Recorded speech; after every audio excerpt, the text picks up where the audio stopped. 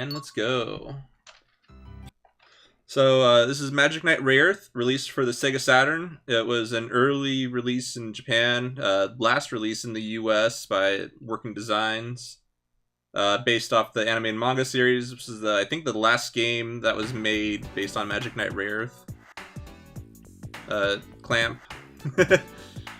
So we're going to start out doing this Tokyo Tower skip where we get pushed out of bounds by an NPC, and this skips about the first 35 minutes of the game. For whatever reason, when you go out of bounds, sometimes there's like little spots that deal damage. This is the only part in the game where it's actually useful. So normally you only have access as the main character, Hikaru, in this section, because this is the intro of the game. But when you die, it swaps between the characters like they're all there.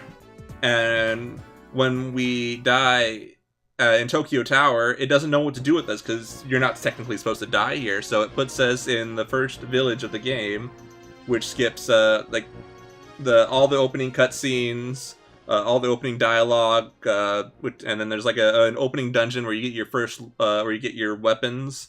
So it skips all that. We get our weapons, but they're at level 1, which means that they barely do any damage and they don't have any charged attacks.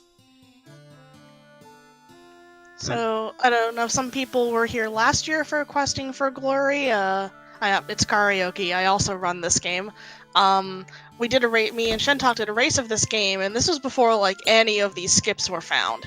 So we had to sit through a whole, 20 minutes of cutscenes and a whole tutorial dungeon and some bosses and, a bunch of voiced... You can't skip voiced lines in this game. I forgot to set my options. Yes, we set the... text speed to fast and change the control scheme to be a little bit easier to pull off another glitch that was discovered. Yeah. So in this town, this town is being plagued by monsters that are a result of the princess being kidnapped, and we're gonna go help them out because it's our duty to grow as individuals to make our weapons stronger. And basically, the whole story is that we're trying to find these 3 ancient machines to battle the evil Zagot who kidnapped the Princess Emerald, who basically holds Sephiroth in balance. And so, if you notice, I'm jumping into every screen transition. In a lot of areas, it's not that important, but basically, you build up speed to run, so you have to walk in the same direction for a little bit to get into running speed. And normally, when you go from a transition to transition, it resets that. But if you jump into it, it keeps it going. And in a lot of areas, it's really useful to keep going fast. So now we're in this tutorial dungeon. This fella, Lucino, he's a magician himself, and he put up a barrier to keep the monsters out, but the barrier isn't working so well anymore. And we're going to click this potion here. Normally don't get in the run, but getting as a marathon safety in case the magic glitch decides to be a little mean. We'll explain that a little bit later. But for now, we're just going through this dungeon. It's basically giving you as an introduction of what to expect in future dungeons, mostly involving pushing blocks onto buttons. And there's... So yeah, the first dungeon was just kind of a walk-through cutscenes type of dungeon, nothing really important. This is the first puzzle dungeon that teaches you how to... these are going to be the puzzles that you're going to be solving throughout most of the game. Pushing stuff, opening doors, hitting switches, jumping on things. Yeah, so this guy is just trying to hinder our progress, and we're not having any of that, because we're the Magic Knights. So having running speed is just nice for moving faster all over the place.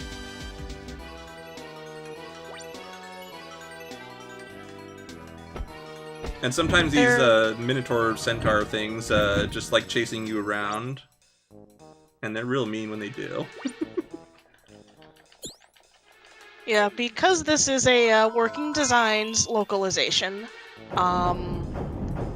they did buff the speed and power of a lot of the enemies in the game. So a lot of the enemies are going to be moving faster, they're going to have more HP, and they're going to do more damage than in the Japanese version. The upside is that the English version is a lot more stable and a lot quicker overall because they skimped on the voice acting. But they also did a ton of bug fixing for the game to just make it much more stable and playable. Yeah, plus apparently some parts were reprogrammed because source code might have been lost. So, yeah.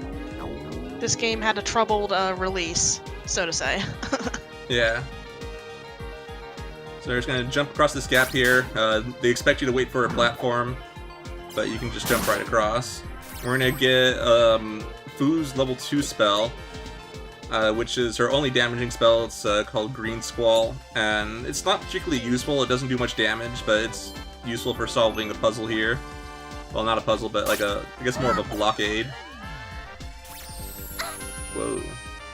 It's sort of the first introduction to, hey, here's what you need to do for sometimes for solving puzzles in dungeons with magic, which will crop up a few times. Enemies are not playing nice right now. No, they're not. As long as Fu isn't dead, it's okay. Because there's a lot of times where if a specific character dies, you have to restart the entire dungeon because you need them alive to finish the dungeon. So now we're near the boss room. Lucino goes in, freaks out because there's a giant spider crab in there.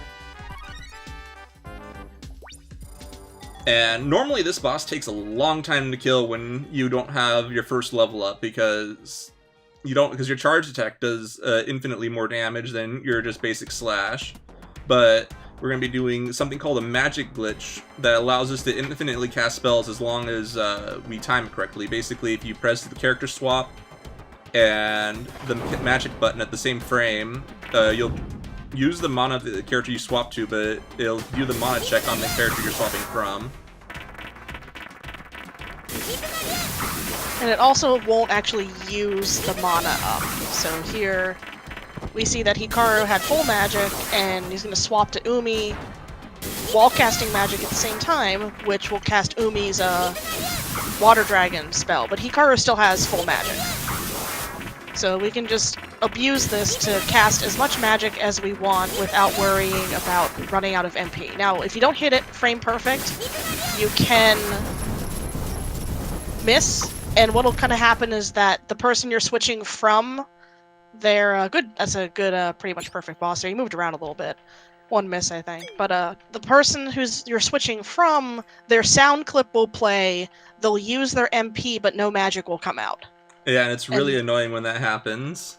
Yeah, that's like the way you know that you kind of messed it up. And if you, use up all your magic on everybody, then if you don't have enough magic to cast the spell from the person you're casting from, then you're not going to be able to cast any magic. And that's why we pick up that mana potion really early in the dungeon there, just because that boss takes forever with just your basic hits. Yeah, and that's just basically a marathon save thing. If you're doing actual runs, you definitely wouldn't get it since you just have to go out of your way for it. Luckily, casually, there's a lot of mana and health potions that are just along the way, so it's, pretty safe if you ever need extra help. Plus, there's actual little upgrade items. You might have seen a little floating red heart in that dungeon that we skipped over picking up. That just gives you +1 HP for a character of your choice, and then there's also MP upgrades. I think we do pick up one MP upgrade, I believe. Yep, we pick up one for Umi just to refill her mana, and it also helps for a later boss fight just by not having to rely on the magic glitch to kill a specific phase of a boss more quickly. So now we're going to the next town, which is called Taflon. It has lovely music, but we need to get across the water, and we don't know how to swim, because I guess it's fairly common in Japan to not know how to swim. Which was surprising to me to find out.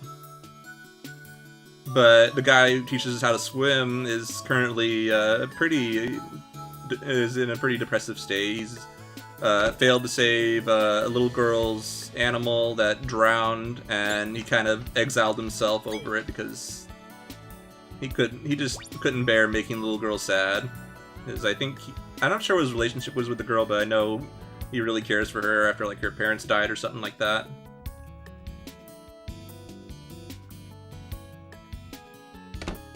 But now she has a new pet. It's a little pink dragon thing. So we just talked to these two people. One is to tell us about Caltus, the guy who's going to teach us how to swim, and talk to her. And both of them are just like story-required triggers. Then we go back to Polizu, where we find him hiding, and he'll just tell us to bug off. Yeah, he's not really interested in helping anybody right now for any reason. So, this is the Saturn game, so there's going to be a lot of loading times, and there's the black screen with some music playing in the background as we wait for everything to load in. Yeah, each loading screen's like 15 seconds, if I recall. So you definitely don't want to accidentally go somewhere you don't want to if you're running the game. I've done that a few times. Yeah, like hitting the map shortcut button by accident just boots you out to the world map when you're in a town. It's like, oh, okay, I'm gonna wait like a minute or so to like get back to what I was doing, essentially. Yeah. There will be a point later in the run where we are going to use something called the map glitch. The reason this is called any % no Polizu skip is there's a skip you can do in Polizu Village, the first town, that lets you just go straight to the final dungeon. It's a very difficult and involved skip that involves something called a map glitch, which we will be using later in the run. We'll explain that when that comes up. But now that we talked to Caltus there, we're going to go see Sarah again. And find Caltus there, just, checking in on her, see how she's doing. And it turns out she's doing pretty well, that she found a new pet, and she's pretty happy. And she's, like, sad that Caltus is wallowing in self-pity. But now he's gonna decide to teach us how to swim, and the best way to teach someone how to swim is just to toss him in. And then here we have Ascot showing up. He showed up before, after we defeated the first boss. He's one of Zagot's henchmen.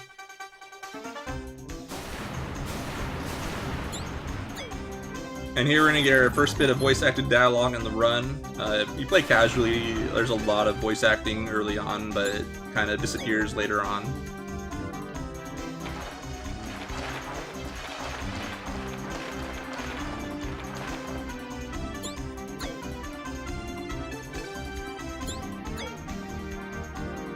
But Fu, she's not really taking to swimming, so she just gets a nice little life preserver. Clef. And Precious. Mysterious Sephiroth Lecture number 2. Hikaru and the others have mastered the skill known as Roaring Rapid Wave Cut. Yes. In other words, the girls have learned how to swim like beavers. Now they can journey to the ice cave on the island to the north. So like typical working designs, they did all the dubs themselves. The girls swim forward. It's that easy. In-house. Okay, that's it for now. And if you're familiar with other games, you might hear familiar voices as well. Some of these voice actors have appeared in other working designs games. So now we can swim, basically just by mashing the attack button, you can go in whatever direction you're facing. But now we're going to finally go into this area, and we're going to be surrounded by whirlpools. Go on. Yeah, there's a lot of mashing for swimming. It's just mashing your attack button over and over again. So. Yeah, luckily you don't need to mash too fast, at least. Yeah, there's a rhythm to it. You don't need to constantly mash. There's a rhythm to going as fast as you can without killing your wrist.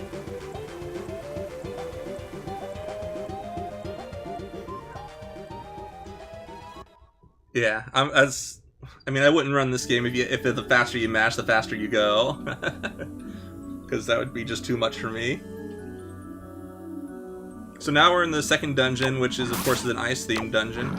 Good, stopped him. That guy does a lot of damage. And this dungeon revolves around Hikaru's fire magic. So we're just going to use that to blow up, or melt some ice. Blow up some ice. And then, of course, more block pushing.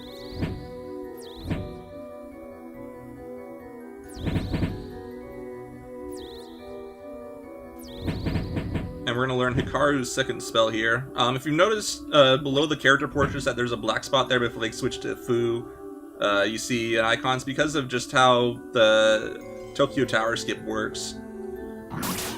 Go away. And basically, we don't technically learn our first spells, but we always have them anyways. Yeah. So now we're going to learn Hikaru's second spell, which is a really strong spell. It's really laggy, though, and has a fairly long animation. So that means we're going to be hearing it a lot. Swap to Fu. So since Hikaru's out of mana, I'm just going to be using the magic glitch to cast the spell. Uh-oh. There we go. Nice, just jumping over the... What do you call it there? The spikes. Yeah, you can just smash jump and they don't seem to hurt you. So now we're going to be using Fu for the rest of the dungeon. Because she's needed to hit that switch. And her magic's just kind of useful since it clears the room, or clears the map, without taking too long.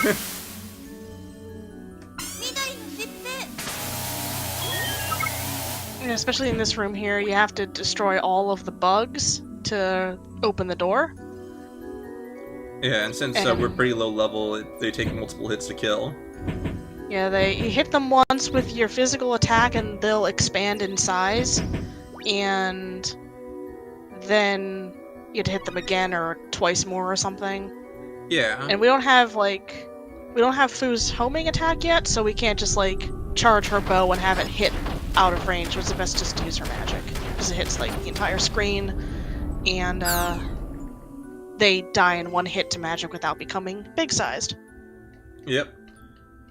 Like, before the magic glitch was discovered, we would, drain our magic and then rely on charged physical attacks to take down bosses or various enemies. But with the magic glitch, we never do a physical attack anymore. There was one fight that we did because it was faster just based on lag. But not anymore due to just extra routing coming in where we level up even less than before. Because now in the route there's 2 dungeons we skip, and so we no longer get important level ups there for Umi, who's normally the most powerful physical attacker. Oh man, the audio got stuck. Good game. Yeah, that occasionally happens, where the audio just randomly gets stuck for some reason. So yeah, the original runs of this game were just pretty much going through the game as fast as possible, doing getting some extra pickups along the way for going into this place called the Rainbow Junction Shop. You get these gems, and when you collect a certain amount of each color of gem, you can get extra items like an escape item to escape from dungeons, and one that restores your MP when you stand still. But 1, standing still is slow, so we dropped that, and 2, the only time we need to escape from a dungeon, we can just run into enemies and knock ourselves out and get warped and have no penalties that way.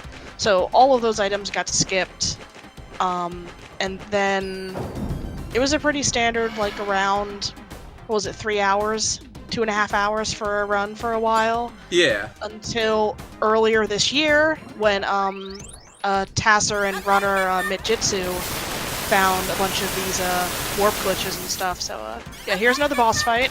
We're gonna cheese it, or Shentalk's gonna cheese it, and I'm not playing, just by casting Red Thunder over and over and over again. The magic does damage no matter where he is on the screen, and he's to and the spell lasts long enough so that his invulnerability frames are gone by the time the spell is done, so we can just cast it again right away. The way we used to fight him is we'd lure him over to the right, and he would just kind of land and fly and land and fly, and not actually really attack us. He was trying to land on us. And just like that, he's dead. Yeah, he turns red and he's supposed to like move faster and stuff like that, but he doesn't do anything just because we're hitting him with magic and the stun lasts long enough that he doesn't move or anything. Yeah, and I was like luring him over to the right. Basically, there's a like the entire right side of the screen is basically a safe spot where the boss can't hit you at all. So this fight's pretty trivial once you figure that out. But this boss is also unique in that you can continuously cast even when the fight is over and he's dead, because you just keep casting magic as it takes a few moments before he actually dies. So now Sarah's sad that her new pet Jiminy is dead, but now we get our first ancient machine for Umi named Saris, and it's just like a giant water dragon, but it's also a giant robot. Like Gundam style. We'll be seeing those giant robots that come in important later. This is the first machine we get. We won't be seeing the next one for a relatively long time. The game kind of goes into its own little thing for a little bit here, when it comes to the plot, I believe. You can kind of tell because there's a lot less animated cutscenes for a short time now. There's like a couple, I think when you meet Rafarga there's one, and then there's like nothing for a long time, and it's a little shorter now just because we skip a bunch of stuff in the middle. A failure. Yeah. No, but wait! So this is like the first time we get introduced to the villains in the run. Normally they have like a big introduction at the beginning of the game, but since we skip all that, this is the first time we actually see them. Yeah, so there's that one lady in the crystal over there. Like we don't even know, we totally skipped her getting crystallized. That's Alcyone. Oh wow, yes, Alcyone. I was gonna call her Nehelenia, but that's a Sailor Moon evil lady. Same thing. They're both magical They girls. look the same. They look the same. Yeah, so yeah, she attacked us and failed, and they got angry and encased her in crystal. So we skipped like all of that. Yep. So now the whirlpools are gone, we can go on to the next town, which is a village covered in snow due to a volcano eruption that occurred. And that's basically the only reason we're going there, because we were told early on by another fella that we don't see for a long time, named Clef, that we have to go look in the sea, sky, and volcanoes for our ancient machine. So we're going to the volcano here, because that's the only clue we have. We've seen Clef. He's the guy in the mirror. Oh, that's right. Yeah, he's the guy in the mirror. I forgot about that. He's the guy that teaches us our magic. Basically, he gets turned to stone, and the only way to free him is to kill Zagot.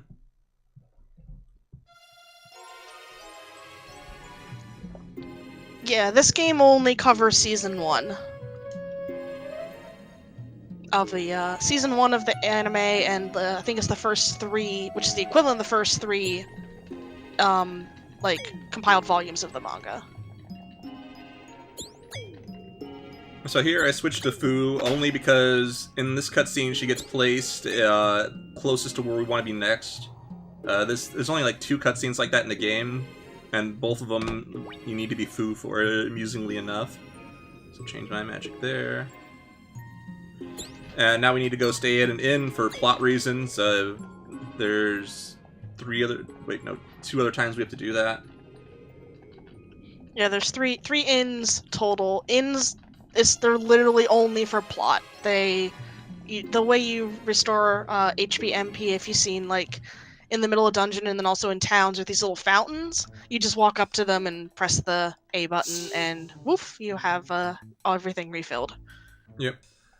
So the pink-haired Lady Caldina, her specialty is dancing magic, and she was using that to hypnotize the villagers to mine the volcano to search for the ancient machine before we get to it. Yeah, unfortunately, in quotes, she was only able to brainwash the men of the village because the green-haired guy, Fario, he's a good guy, was playing for the women and distracting them.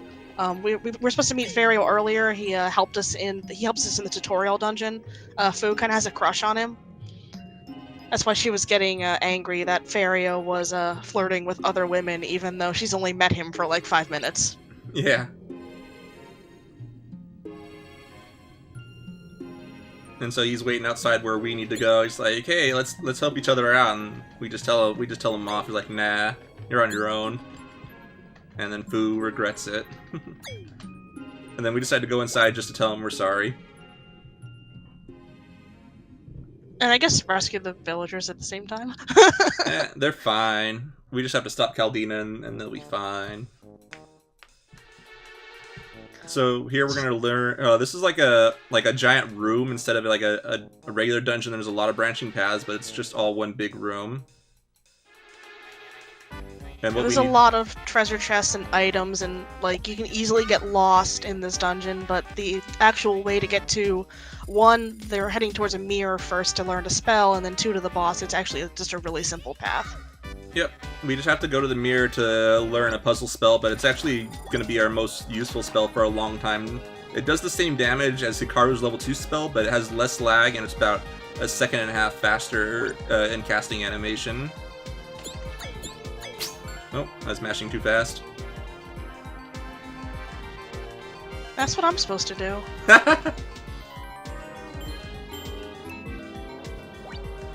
And we're only going to learn one more spell in the game. Each character learns 3 spells, but with the way the route is set up, we only need to learn Umi's level 2 and Fu's level 2 and up to Hikaru's level 3.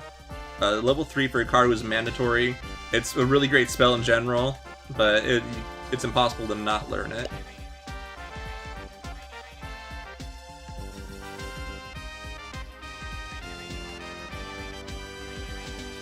So we need to kill this guy. There's a puzzle right above that we need to solve. Oh, whoops. Whatever. And then we're gonna grab this mana upgrade for Umi, and it's the only one we grab in the game. But basically with the way interactions work, if there's an enemy on the screen, we cannot pull out these flames with our new spell. It's really weird. I guess targeting it's just some sort of priority. Yeah, priority targeting, you do the enemy first instead of the stuff in the background. So now we're going into an interesting boss fight. Basically, we're on a separate platform from the boss, and what you're supposed to do is use Fu to deal damage with her homing arrows, but since she hasn't learned them yet, we have to rely on magic spam. Yeah, Fu is still at level 0 in terms of her level ups. Basically, in the tutorial dungeon, you have these basic weapons that don't have the charge attacks at all, and then you finish the tutorial dungeon and bring back the Escudo, it's called Escudo, or back to Precia. We saw in the little tutorial thing for the swimming. Bring it back to Precia, and that's when you level up your weapons and you can get the charge attacks. But because we skipped the first level by doing the Tokyo Tower glitch, we don't get that level up. And yeah, that's Caldina. She goes down really easily. That boss fight used to be a giant pain because you'd use all your magic. If you had a potion, you could use the potion to do a little extra damage, and you'd still have to do physical attacks. And she has a really annoying surround attack that, if you hit the wrong one, it does damage to you, basically. Yeah, she basically blows up on you. And then they get another cutscene with the the main bad guys. No, apparently you can skip the final spell for Hikaru. It's just, obviously slower. Yeah, I saw that. Basically, Hikaru's final spell, it's really expensive to cast. It costs 10 mana. It seems my little but it kills any boss in 3 casts for whatever reason. It just does an insane amount of damage. It's an I win button. Yeah. Because you get it so close to the end of the game, and it's so expensive, they're like, you can only cast it once, so, do some damage with it, and, maybe twice if you use a potion, but, glitches. Yep. So now when you go talk to the innkeeper again, basically she tells us to talk to Rafarga to be able to maybe he's like says maybe you can break down the wall that's blocking the path to the next town. So basically talk to her. We're gonna just get running speed here.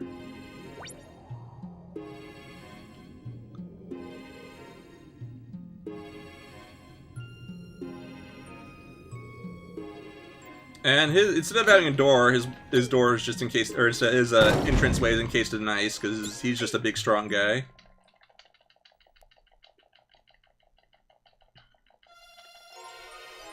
And since he's a nice guy, he's gonna help us out. He's gonna help us. He's gonna teach us how to break down brittle walls.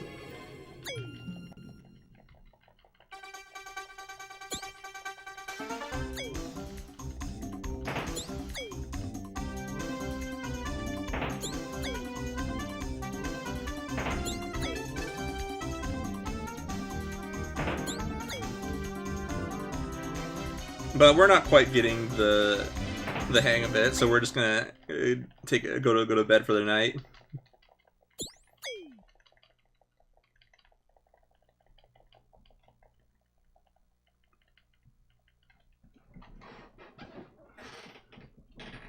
And Hikaru can't sleep, so we're getting up. Find that Fargo can't sleep either. We're gonna get his backstory. He used to be, I don't know if he was like the head guard or just a member of like the princess's royal guard. But he's like, after Zagot kidnapped her and there was nothing he could do, he just kind of went into isolation. Because he just couldn't reconcile with the fact that there was nothing he could do to keep the princess safe. But seeing us has reignited his passion of some sort. And now Umi's in trouble. Turns out there's a bug on her bed, and she's not too happy about that.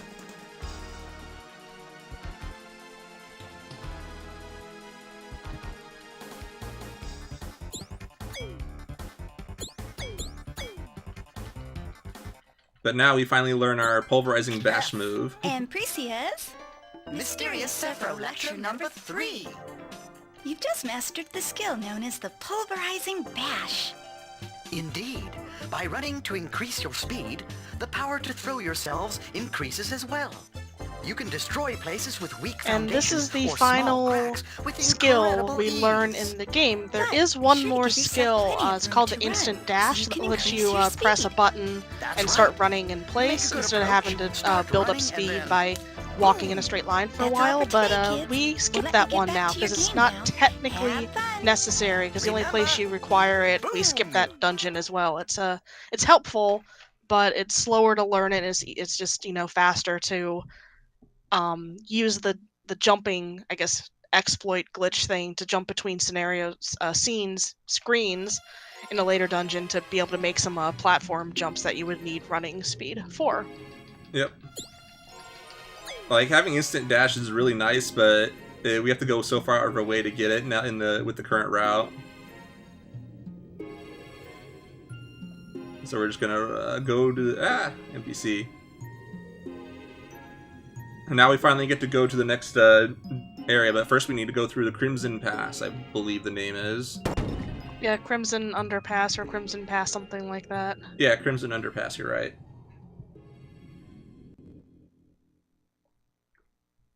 Yeah, I like the boom that Clef does in that last lesson thing, because you can actually hear, if you listen to the audio, you can hear his voice actor like snap his fingers right before he says boom, and they just kept it in because working designs, and it's funny.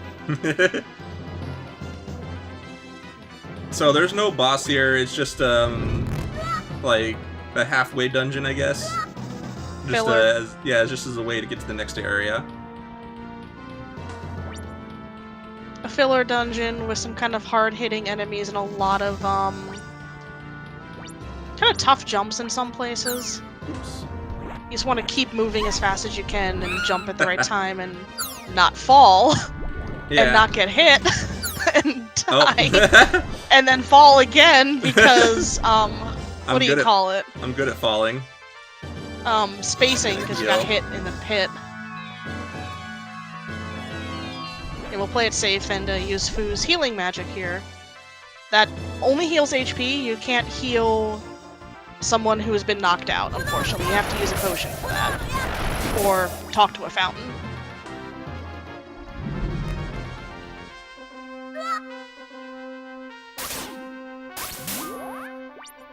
So using magic on those... Oh man! Oh no! Yep. So I gotta make sure that Fu doesn't die. Oh, I have a potion if I need it, that's right. You still have that health potion, so I'd keep that in quick mind just in case, especially with these upcoming last couple areas, especially because you don't have Hikaru to cast the magic on the block. You're pretty blocked there with going from the side, I guess. I'll just destroy him with magic. No, you don't. Okay, we're good. Yeah, I don't... This area is pretty tough, especially with your reduced stats going through, just because the enemies hit really hard and there's those fireballs spamming at you and you get knocked into pits and whatnot.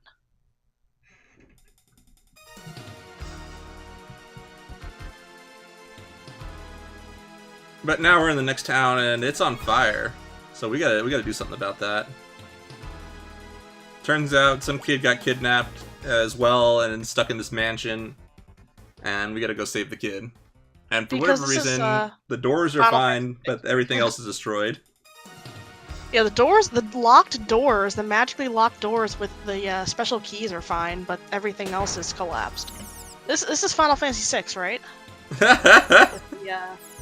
The burning mansion, there's gonna be a mom bomb at the end, something like that. Nah, we got better than mom bomb, we got a fire skull.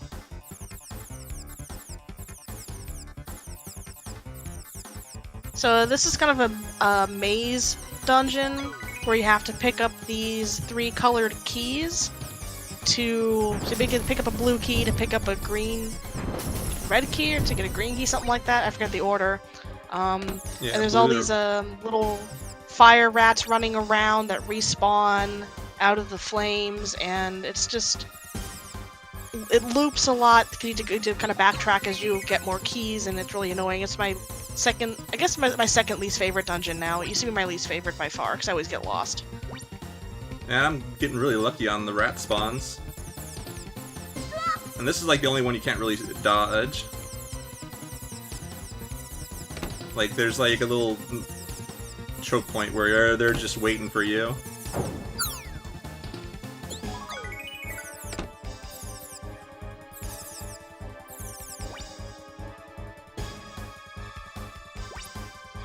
But so far, this is going really well.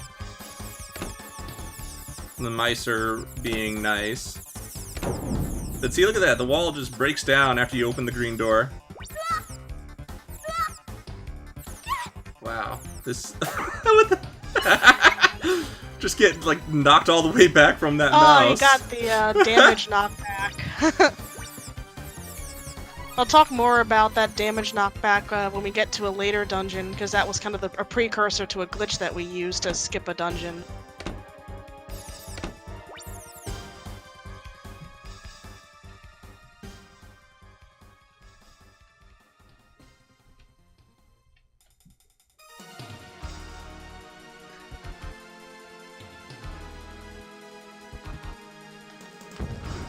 So it turns out Alcyone is actually the cause of all this. She's basically the main thorn on her side for as far as the story goes. So she summons 3 little fun fire skulls that we're just going to take down. And when you take all 3 down, it turns into 1 super skull, which dies really quickly to Umi's magic. And this is the only point in the game where the element of your magic actually matters. I don't know if I'd call it element, because like magic technically doesn't have an element, I guess.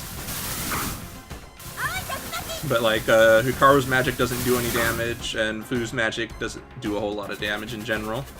But Umi's just wrecks this boss, and just like that, she's dead. It's dead. And the little kid is saved. That boss can be really annoying if you're, I guess, taking it casually or slow or whatever. He moves around relatively fast. His hand comes out and leaves like paths to hit you, and then he leaves like drops of fire around, so you can kind of get cornered very easily. And I haven't seen the intro of the fight when you have the three skulls running around, but I'm pretty sure that's annoying too if you don't destroy those all at once. Man, I don't remember. That was forever ago since I did it normally, like 2013.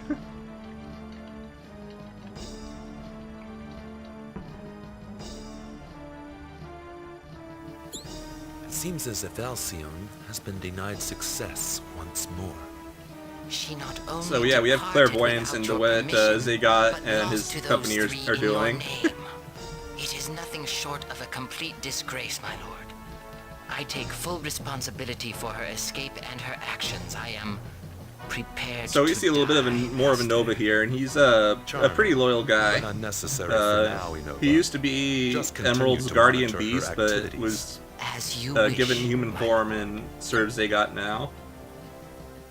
Yeah, he's as loyal as a dog, you might say.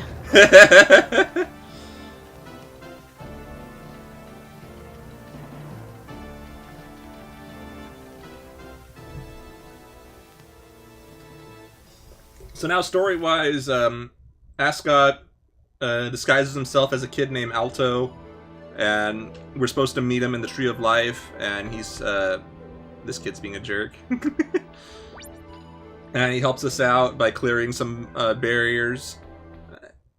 And after the Tree of Life, he's supposed to help us clear another story barrier that sends us into another dungeon that's hidden behind a waterfall. But we're going to be doing something called a map glitch to skip that story barrier and just go straight to the next town. Yeah, we're supposed to go into the hospital in this town and find out that, oh, they need medicine because all the people are getting sick, and we're supposed to go to the Tree of Life and find that we can't get into the Tree of Life because there's vines blocking the entrance, and we can't get enough space to do our pulverizing bash to run. Even though you can totally get to that point with run speed, I don't know, it's kind of silly. But, and then we have to come back and learn the instant dash and then go back and do the dungeon, which is pretty long because it's a giant tree, and there's a boss. Then we leave, and then there's the boulder and another dungeon, a big puzzle dungeon, another boss, some plot there, and we're just gonna skip all of that by doing this kind of tricky glitch here. It's was it between like 3 and 7 frames to hit this, I believe? I think so. So basically, there's gonna be a little cutscene here when you check the rock, and if you press the map button on the right frame, we get pushed in between bounds because we're not quite out of bounds, but we're also not in bounds. And we also become small like what you see on the map. And if we move in a specific way, it allows us to stay in, like be able to get back into bounds without going out of bounds. There we go. And get back into bounds and just completely skip the trigger there. And allows us just to go straight on to the next town. And there's also another glitch that it's hard to do. It's like frame perfect. If you press A or C like this, I just got it on the map. You don't have to. Let me describe it this way. So whenever you go to a new area, it connects dots on the map. But when you have the map glitch active and you go to the next area, it doesn't connect the dots. So normally you'd have to go back to Lactac Falls, then go back to there to connect the dot. But we just did another glitch that lets us connect the dot without having to go back. So that saves a minute in itself, because it takes forever to load the map and then load the new area and then go all the way back. So the consequence of this map glitch is that the mouths move, and it acts like that there's voice acting going on when there is none. And with the way the game works, you can't fast forward through voice acting, so now it's just playing out like there's voice acting, and there is none. Yeah, the scene, majority of the game in the Japanese version has voice acting in it. The English version doesn't have any voice acting for like the game parts past like, other than the evil people's scenes and the Sephiroth lectures, other than like past the intro and like the anime cutscenes, there's no voice acting in the lines. they did the special like illustrated diaries instead that kind of like recap each character's own words, like what's going on. They voiced those instead. Yep. With like the extra space or time or whatever they had. Well, they had 3 years.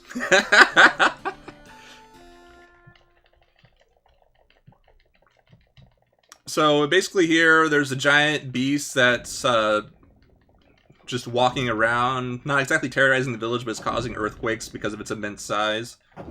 And this little kid, Nero, his mother's arm got broken because a bookshelf fell on her.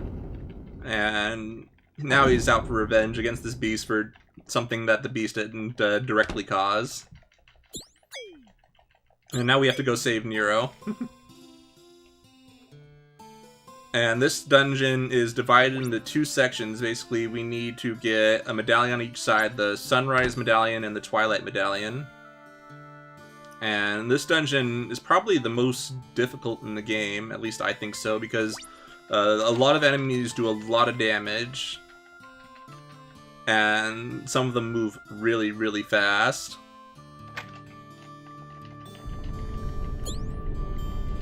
And so this is this little island here is our nexus in between the 2 points of the dungeon, and we're gonna do death warps at the end of each dungeon after we get the amulet. Because when you die in this game, you just go back to the start of the dungeon. All your progress is fine. The only thing that happens is you just start back at the beginning of the dungeon. We're gonna abuse that in this section to save backtracking, because these dungeons are literal mazes.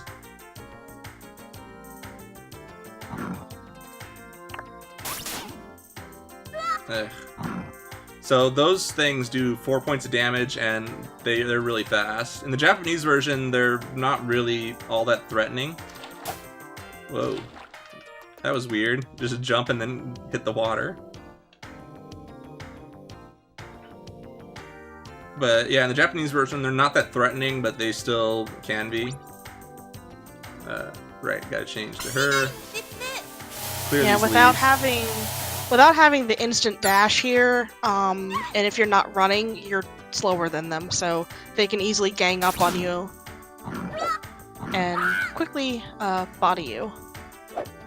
Yep. I'm kind of nervous about my health here.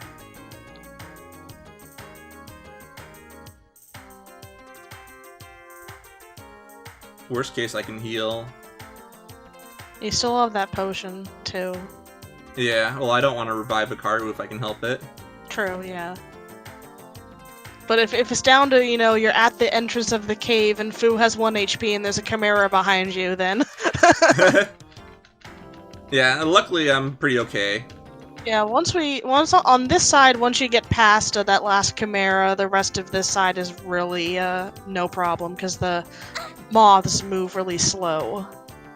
Yep. And those are the last, tough enemies here. Hey, you don't want to bounce along walls, because then you just lose your momentum.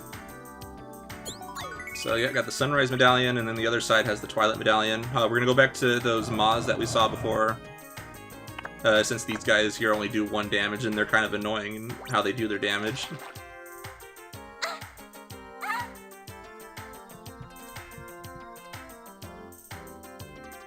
There we go. And just like that, we're at the back of the start of this side of the dungeon.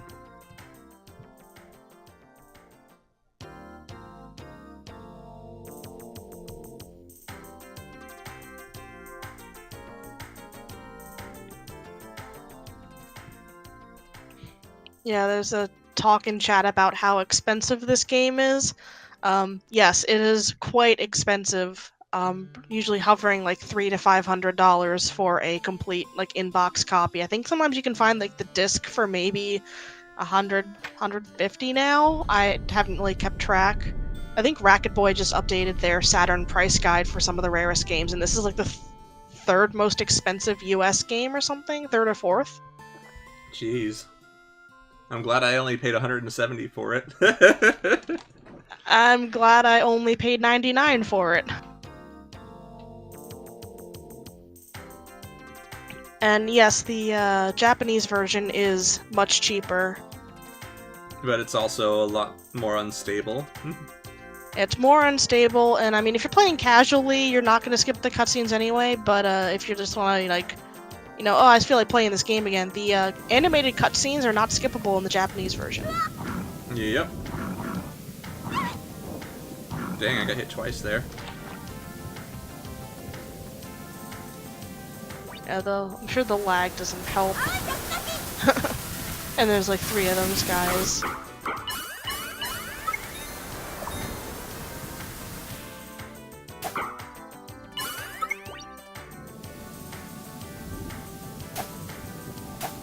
Yeah, just ignore that. Yeah, there's a mana potion in that chest that we used to get for... You can still get it, I mean, for safety. But, we used to have to get it for a boss coming up. Let's see, I And, think I'm these giant trees... The giant trees, you're supposed to attack them to get them out of the way, but you can just damage boost through them. I'm gonna let Hikaru die and heal. Yeah, this part's a little scary. I'm gonna kill these guys. And normally you're supposed to set this tree on fire and then put it out.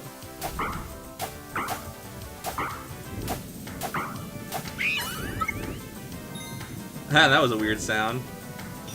Just like made like a weird scream when I hit it. Yeah, the rain noise here kind of glitches sounds out sometimes. Ah. So whenever you zone out, the enemies respawn. We can just death warp again.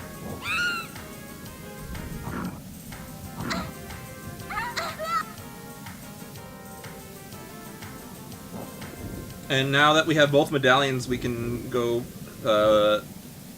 engage the boss.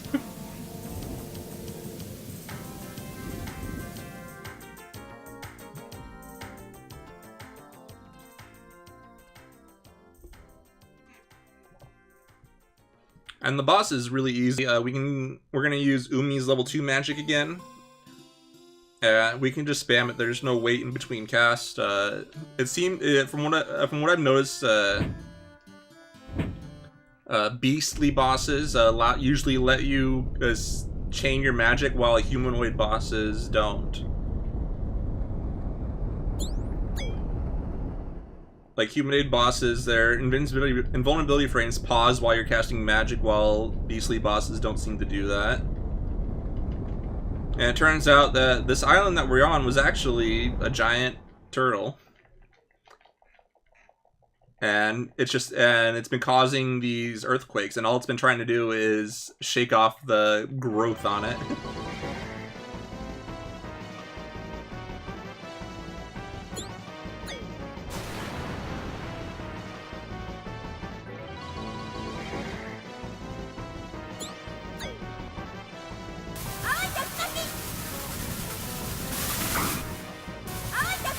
So we're just gonna do a magic glitch again and take him down.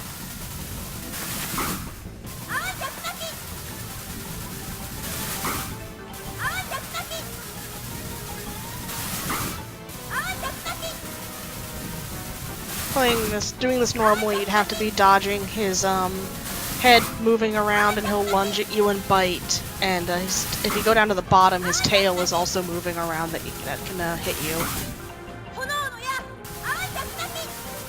And like there, you just saw the magic glitch fail. So this is the only boss that we don't actually kill, because this turns out that he was just misunderstood. And here we get Makona. He gets introduced early on in the game as an assistant to us. And Makona is like some really powerful god, I guess, according to the anime. Yeah, according to the actual end of the plot line, Makona is like the god of the world. You find that out in Season 2 and the second half of the manga. The second half of the manga and the Season 2 of the anime are actually quite different. It's the same basic plot, but the way they get to the end, and there's an extra character in the anime, and some relationships are changed and everything, but yeah. If you haven't, seen or read Rayearth, I recommend doing both. I think the discs have been reprinted recently, Oh, or really? it was released on Blu-ray or something. It's not as hard as it was to find for a while for the anime, and I want to say the manga got a reprint within the last, like, 5 years as well. That's pretty cool. So now we're going to the Sky City of Aria, I think it's called. I can never remember the name. Or Ruria, something like that. Yeah, it's a really weird name. It's Vane. Vane. We're in Lunar now, it's Vane.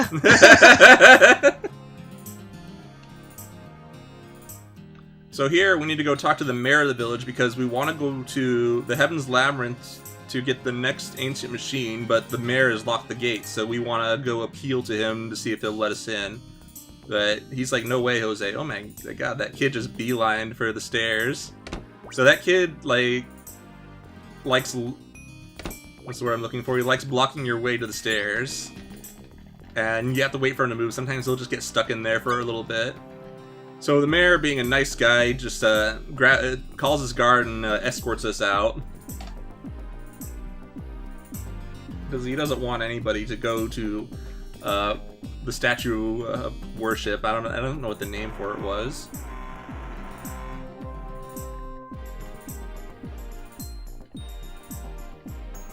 It's just their goddess or whatever. Oh man, look at that kid. He's in the way. Oh, he's just gonna be spinning and spinning. Look at him go! Oh, there we go. So now we're gonna go stay at the Plot Inn because we're gonna see, like, maybe he'll cool off his head and help us out tomorrow.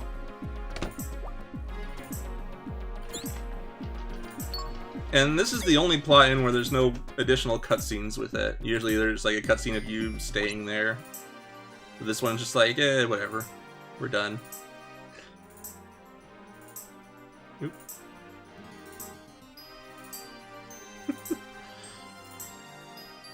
Oh man, thanks for the cheerleading, Kirby. So now we're gonna talk to the mayor again. Turns out the key was stolen, and because we're the only people around asking about it, we're gonna be thrown in jail. Because, you know, just like with every, you know, RPG, you gotta be thrown in jail at least once. Mm-hmm. Of course. And then we're going to also get the obligatory stealth section! Yeah, because we gotta sneak our way out. Turns out the locks on the jail cell aren't all that difficult to pick. And Fu is apparently a master locksmith.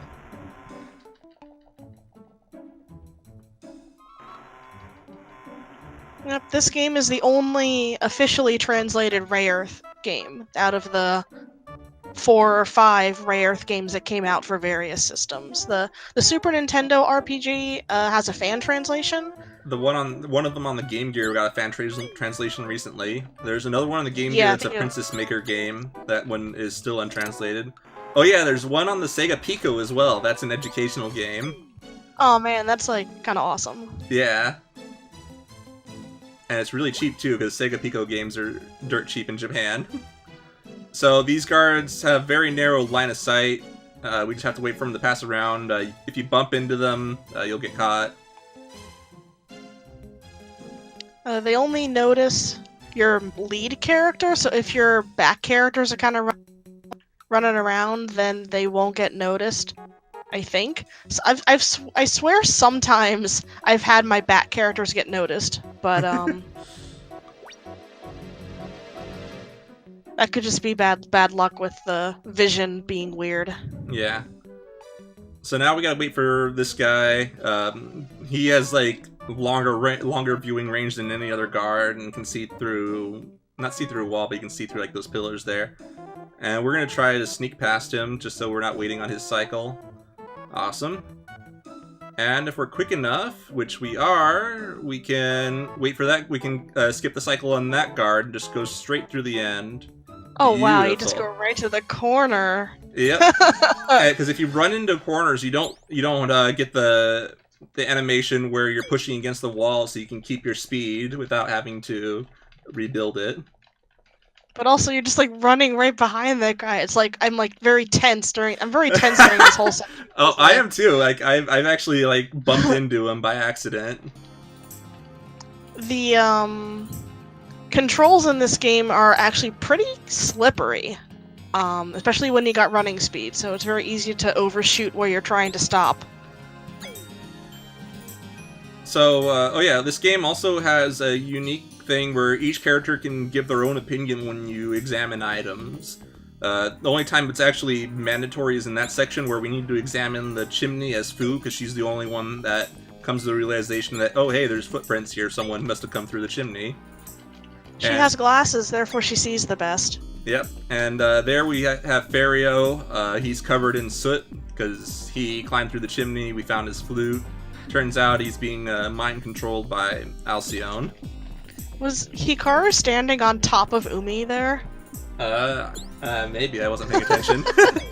I think when you moved away from Fario automatically, I think Umi was still like pushed like in her running state, and Hikaru was just kind of standing on top of her sprite.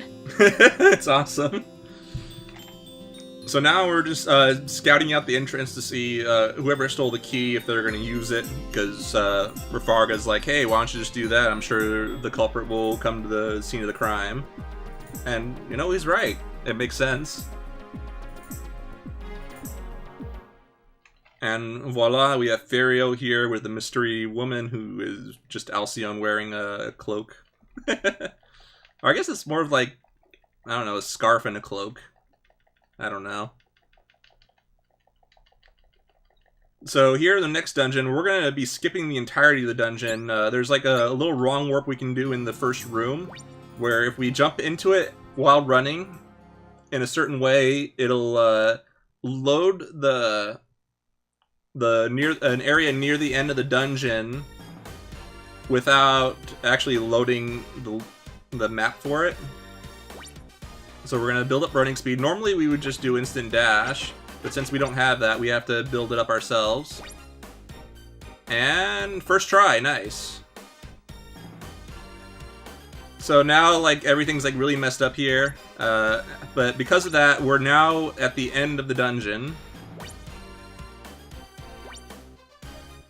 Yeah, so it loads in like the top level, the top layer of sprites and the stuff that you can interact with, and the collision of one of the last rooms in the dungeon, and also for some reason loads the exits as well, but keeps the rest of the map as the middle layer, I guess you would call it, is that first room. So there was an earlier glitch, that whole knockback glitch found by Mitjitsu, where you could like get knocked back in a later room of the dungeon and skip part of it and kind of have the same effect, but then this was found, which is a lot faster and easier because the knockback glitch is a lot less reliable to do.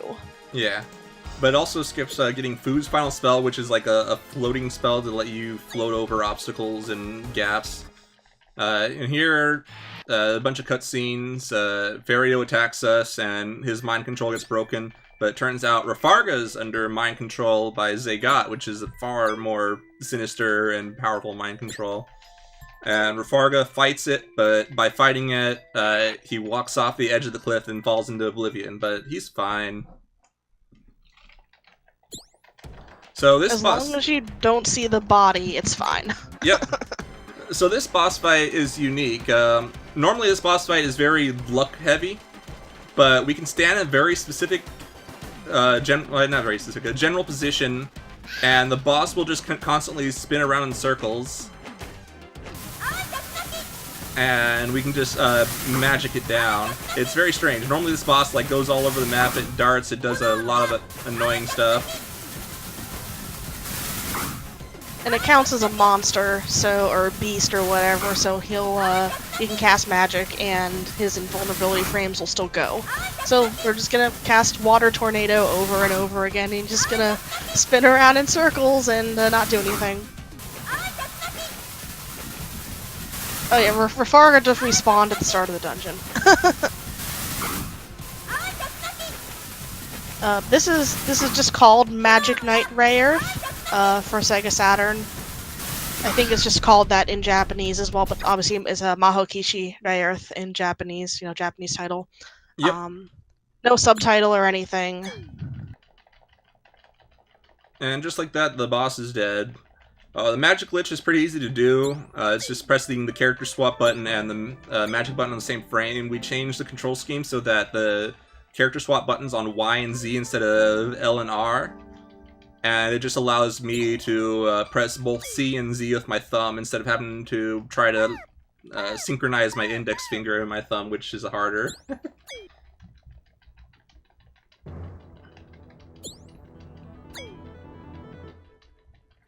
And Yeah, so, there's a lot of Rayearth games that have, like, they're the same title, but they're different games. Go ahead. yeah. So now we get our second machine. I think his name is Wyndham. Yeah. Yeah, Wyndham. And that one's for Fu. So now we get another villain cutscene. Get some quality voice acting from Curse the Zayat fortitude of and Rafarga. Innova. His will was much stronger than we had anticipated. How do you wish to address this situation, dear lord? Equip your armor and go, Innova. I pray you do not fail. I shall do exactly as you desire, my liege.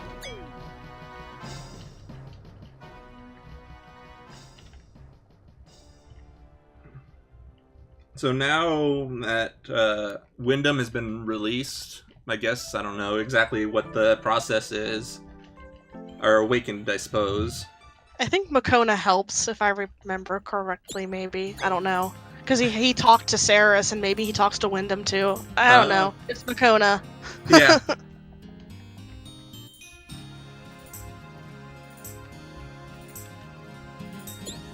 And now, because Wyndham is gone, there's a sky elevator from some guy's house in the woods to the statue of the goddess.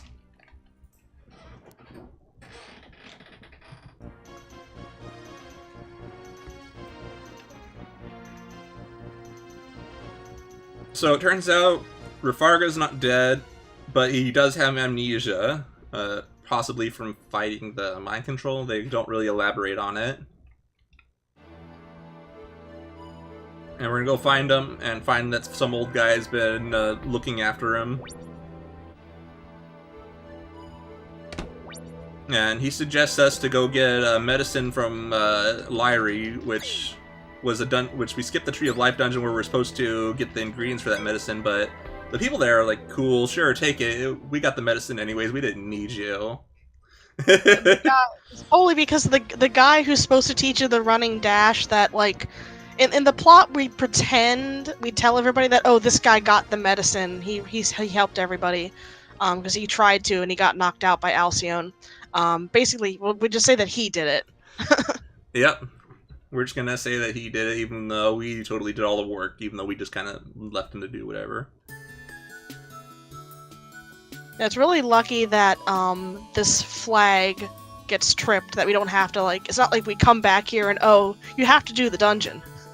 It's good that the flag gets kind of overwritten and we can just talk to the nurse and she goes with her, oh, you need some medicine line, instead of going, oh, we need medicine from the tree and we don't have any leaves left line. Yep. It's wonderful. So she walks off, gets the medicine, and is like, oh, hey, you're the one that got it, right? You're like, yeah, sure, wink wink. We helped you out so fast, we never even met before.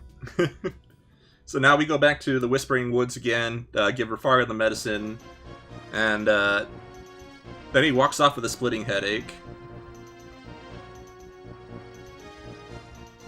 There we go. I almost forgot the inputs there for a second.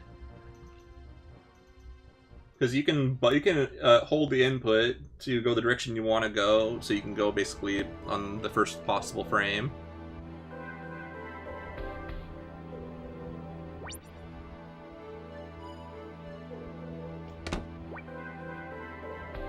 So we're gonna give him the medicine. He remembers who he is, but now Zaygot's mind control is re-entering, or is taking control of him again. And because of that, we have to kill him. Sadly, this story is full of us killing our friends. Basically every like area or town we walk into, like we do kind of help stuff out, but we're also causing a lot of destruction in our path. And the girls actually like talk about it a little bit, like, you know, why do we have to keep fighting? And our friend, like, because when Ascot died earlier, he was our friend because he kind of turned on Zagot and the evil people, and also Caldina also died then because of Alcyone. So yeah, a lot of people have kind of died in our path as we do stuff. So.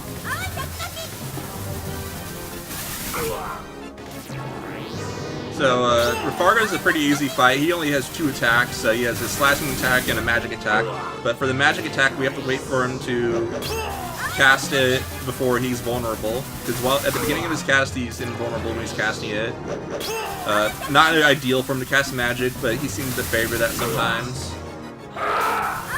And I guess at least it means he stands still, and when we cast magic when he's casting his spell, it does mean that like our magic kind of overrides it, and we'll get rid of all those particles that are flying around. So we don't have to like run away from them and dodge them and stuff. Okay, and then he turns red, and while he's doing that, he's also invulnerable. Ooh.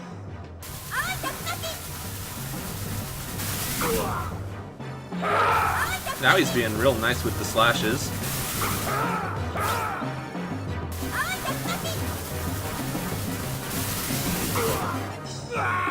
Alright, that wasn't so bad. He was, like, at first he was, like, being cast happy, then he decided to play nice. And he was pretty much staying in one area, too. He can move around a lot if you let him. Yeah. So, since we don't want to kill him, Innova does the job for us. Because Innova is a loyal guy, and does whatever Zagot tells him to.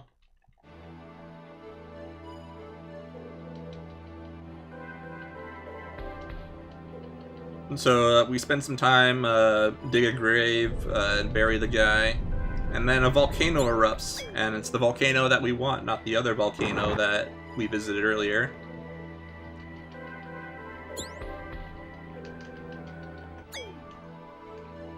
So now we go back to the first town we went in, which is now ravaged by the eruption of the volcano, but because of that, it opens the path to the volcano area that wasn't available before.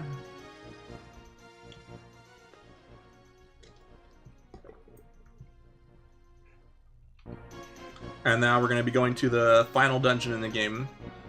And it's a fairly difficult dungeon casually, I think. Like, I still think that the dungeon in Liquido is more difficult, but this dungeon is pretty challenging in its own right. There's a lot of tight platforming, there's a lot of flying enemies. Yeah, this one's more of a tough dungeon because of, like, getting through it platform-wise, while the lake dungeon is the enemies are the tough part of that one. Enemies here aren't too bad. I mean, there's the flying snakes that lag the screen, but honestly, that's about it. They don't take, like, a bunch of hits or anything to get knocked out. It's more the platforming because you want to hit the cycles, and there's a couple hard to jump ones if you haven't kept running speed. Yeah. So now here we learn the most powerful magic in the game, called Flash, which is named after Hikaru's dog. It costs 10 mana to cast, and we don't have 10 mana to cast it. But thanks to the magic glitch, we can cast it anyways and just completely wreck any boss with it.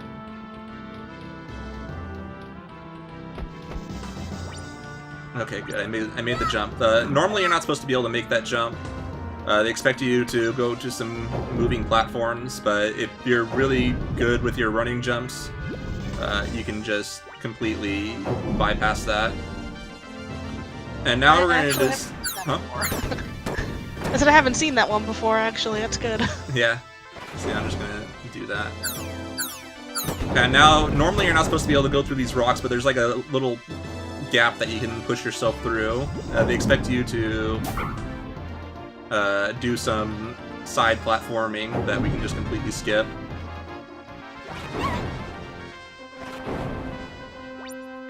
Okay, good. Now there's a little teleporter maze here. You want to head over the platforms here to this teleporter. Yep. There's 2 teleporters to take. It doesn't... Dang, I missed the platform. I missed the cycle. I was just a little bit slow, I guess. So, like, there's, like, a quick cycle you can get if you're fast enough, but it's tough. That's the hardest, one of the hardest jumps in this dungeon is right there. You can just barely make it when you don't have run speed. And if you do have run speed, then oh, that one's hard too. And now there's a snake. Yeah, I'm gonna And kill now... that. Oh, whoa.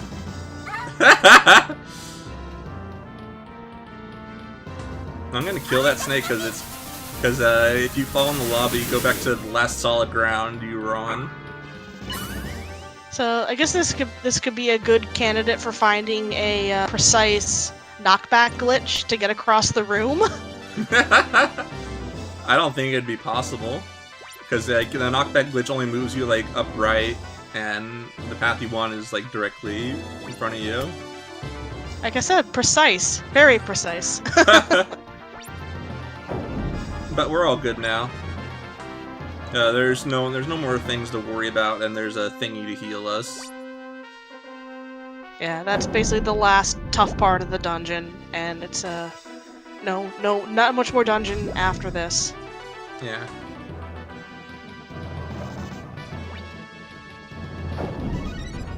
Okay, switch to Fu here because we're gonna be using her for the magic glitch onto Hikaru, just to take down the any future boss in 3 hits. Because the flash spell is just that powerful. So now we're going to fight Alcyone for one and final time. She got stabbed by her own ice magic in a previous cutscene, and she's bleeding to death. And instead of letting us heal her wounds, she wants to fight us to the death because she's in love with Zagot, but it turns out Zagot's in love with the princess that he kidnapped. And she can't reconcile that fact because she wants to be the subject. It might help if I have the right spell selected. I got ahead of myself there.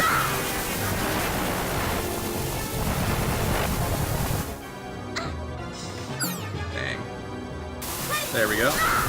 So the Alcyone fight casually is pretty tough. She moves around a lot. She likes to rotate around you and go off screen. She also has 2 moves where she's invulnerable doing it because she's like off screen doing it.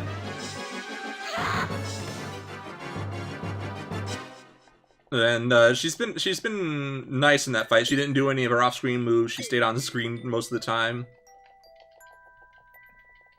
But I did forget to change Hikaru's spell, which really caught me off guard. Yeah, I saw a little fire arrow go out, but that's okay.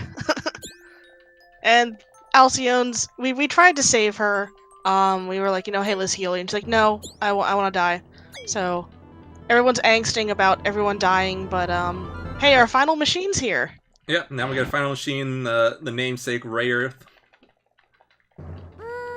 And Makona comes in, lets us communicate with our stony friend Clef.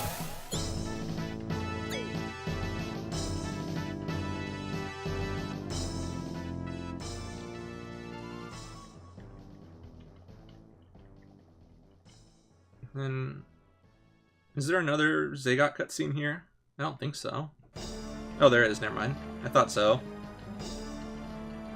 Yeah, this is the one where he sends out, tells Anova to go and Master Zagot, true form I and stuff implore like that. Yeah. return me to my original form. The power of the Magic Knights can no longer be ignored. It is my duty to destroy them before they become powerful enough to threaten me. Yeah, they're pulling out the big accomplish guns that, now. We're I pretty must strong. abandon We've this leveled frail up, shell. quote unquote, a lot. Yep. Our weapons and armor are pretty much fully evolved as Escudo weapons evolve with the more their wearers like soul and stuff grows with them. Yep. And since we're still, like, even though we're on the entrance to the dungeon, we're still considered a dungeon, so we have to zone out and go to Polizu before we can go to our next destination. So we're going to be going to Precia's Manor, which we went to at the beginning of the game if you play casually, but since we skipped that whole section, we never actually went there in the first place. And there's actually a little visual glitch there that we'll be seeing. Basically, when you first enter Precia's Manor, Makona's there in the chair, just like with the chair turned around so you can't see who it is. And since we never got that cutscene in the first place, Makona's still sitting in the chair, despite Precia also being in the room.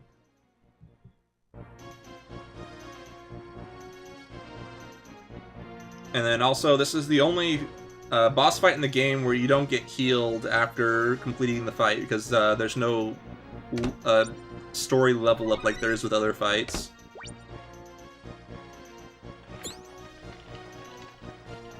So normally, if you play casually, that chair is turned around and empty, but that never triggered.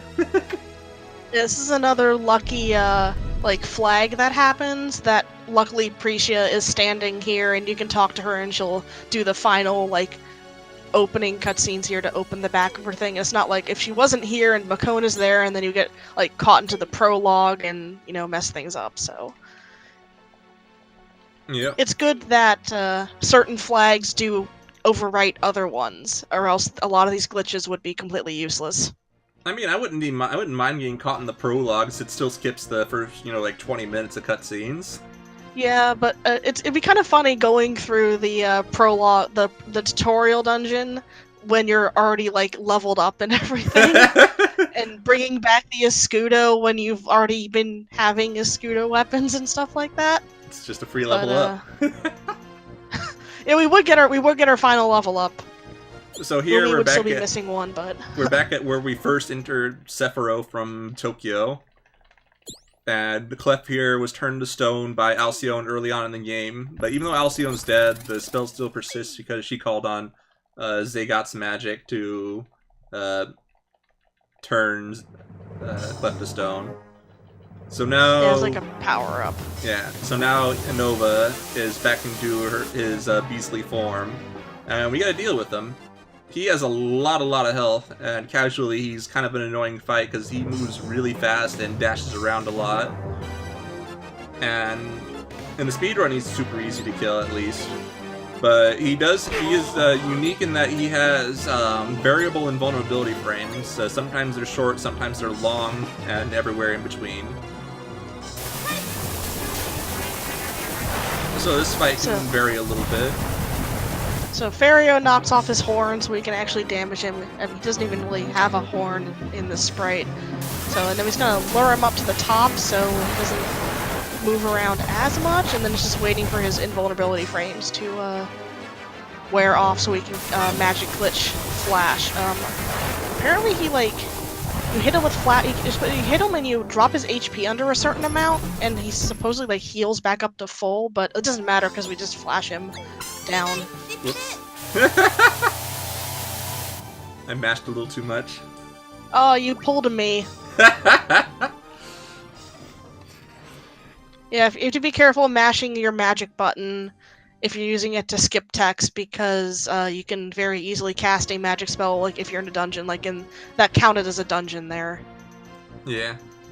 So now we're entering the point of no return. If we talk to Clef here and we say yes, we go to Zagat's castle, and we can no longer return to do anything else in the game, like collect any collectibles. Here we summon our robots, or Gundams, and they just kind of rise up as these giant things, and then we use them to break Zagat's barrier, so we can storm his castle.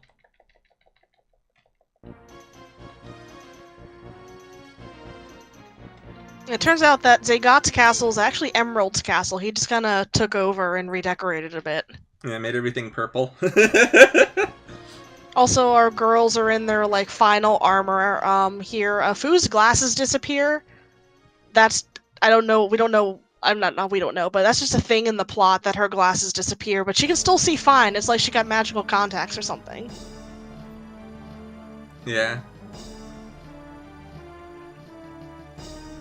There's no category that doesn't skip the cutscenes. I mean, you can do it for fun sometimes. The Japanese version, that's the category. yeah, Japanese version cannot skip the cutscenes. Then you get the actual like original acting and it's like exactly because they just ripped these cutscenes from the anime basically. So here's they got. We're gonna fight him now. We're just gonna hit Flash and win. He has, I think it's 3 different magic spells. He's got these balls that come out and have the things attached to them. He's invulnerable while teleporting, and also when starting to cast a spell when he's like got a white outline. He has a lightning spell that he can cast, and he has this meteor spell that covers the entire screen. Yep. So, but wait, he's not dead yet. He's gonna summon his own giant robot. And this fight's pretty interesting. Singular attacks, Hikaru's the strongest, but Fu has a weird thing where she can land multiple hits at the same time because her arrow attack is like 5 arrows. And this boss can die in as little as 5 hits with Fu, so we're going to rely on Fu's damage as much as possible. Just to kill him much more quickly. For some reason, first of all, now we're playing a shmup. This isn't just an action RPG, this is a shmup. And for some reason, each of Fu's arrows does the points of damage versus just like, oh, he got hit. He did a damage. So Eternal Spiral, that's the name of the robot, has 3 attacks, well, like 4 attacks, I guess. He's got the charge attack, he's got the sword swipe, dang. He's got bees. I just got sword swiped. Yeah, and he does a lot of damage, and yeah, Fu's down, so we're gonna rely on Hikaru now. So he's got the charge, he's got the sword swipe, he's got the bees, and I think that's it, actually. Okay, I gotta watch out for those sword swipes because they hurt. And the lower health he gets, the more sword swipes he'll start doing in a row. No, the more bees he does. The more it's either one. I've seen him just stand there and do like 3. Like he's like I can tell he's low on health, and he just starts doing like a bunch of sword swipes. Yeah, the bees. Oh my god, he's shoot just lasers spamming the at bees. and the bees go everywhere, and you're trying to hit the bees because they got lasers, and he's sword swiping it. And yeah, he's can be very annoying. Yep. So he's gonna do it again, and the 3rd time. Also, he has invulnerability frames until he attacks. And sometimes he can attack multiple times. Yeah, so you can't get in without risking getting hit. You don't have to destroy the shield on his arm. It does, like, tank hits. It's not, like, his main HP thing. And his collision is, like, on his body, and then when his, like, sword is active, that counts as, like, a damage box as well, a hurt box as well. There we go. He was being kind after everyone else died. It's like he knew or something.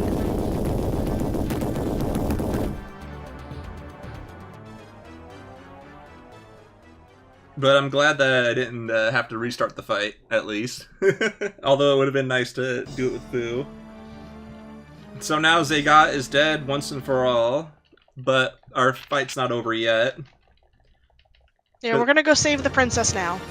Yep.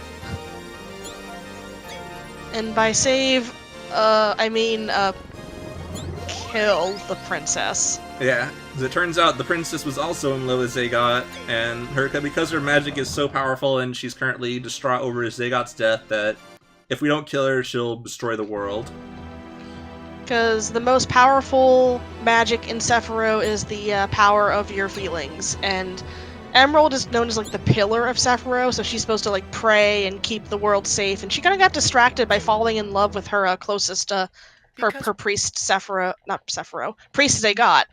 So she summoned the magic. She summoned us here for us to kill her, and she's not going to go down without a fight. Nope. But this is also like one of the easier fights in the game once you understand it. Basically, she has 4 attacks. And she cycles through them in the same pattern every single time. But as we are not powerful enough to defeat her, so we have to become, what's that one where the robots fuse together? Voltron. Voltron. Yes, we have to become Voltron and take down the princess. And yeah, Makona basically, there's the cutscene here, Makona basically helps us become Voltron and merge into one super giant robot that is strong enough, all her powers combined, to defeat Emerald's robot.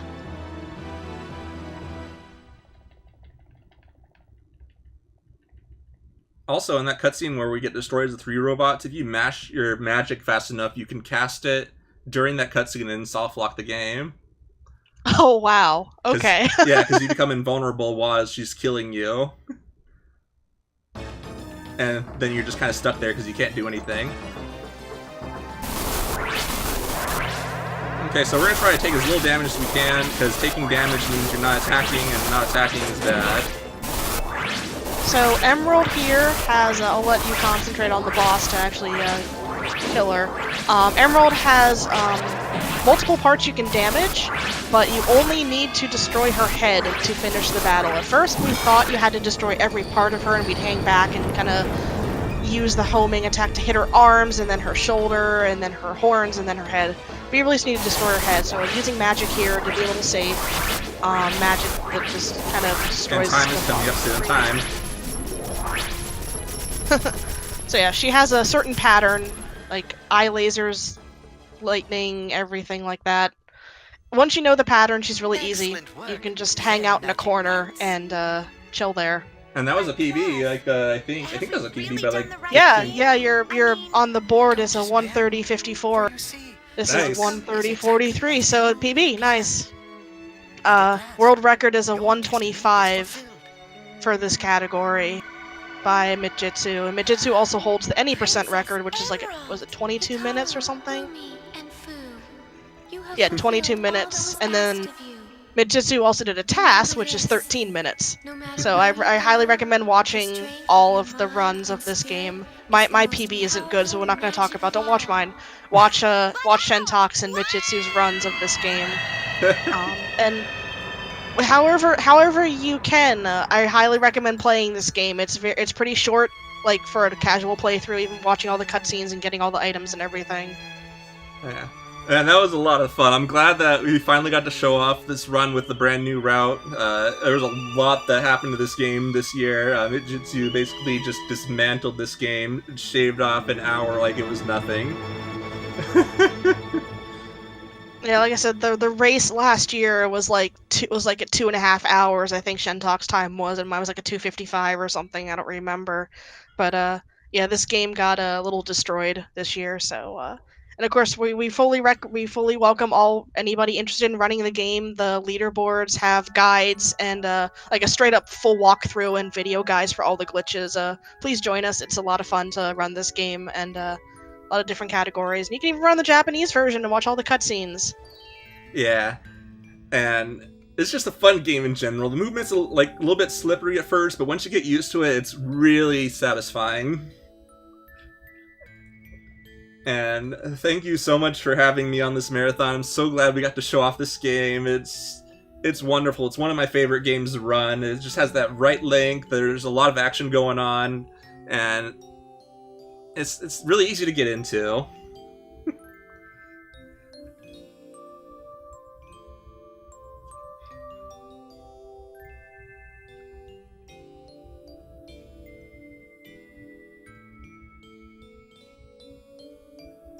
Yeah, if we can show the credits like to the end, there's a little special like a very special thanks section that I enjoyed that thanks some very special things.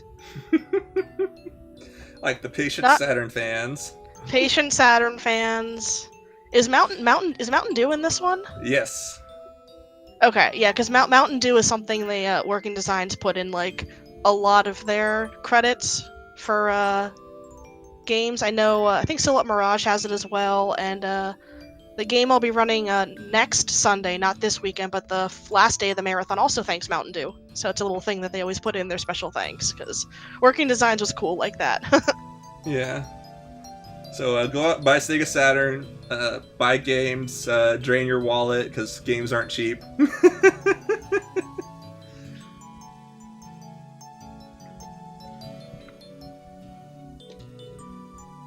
But this was like the last game ever released in the US on the Saturn, and it was definitely one of the earlier ones in the in the Japan. So there's a big gap between when it came out in Japan and when it came out in the US, just because the source code was partially lost. And also, the head of head of Sega of America at the time did not like 2D games, and kind of blocked releasing them if possible. So yeah.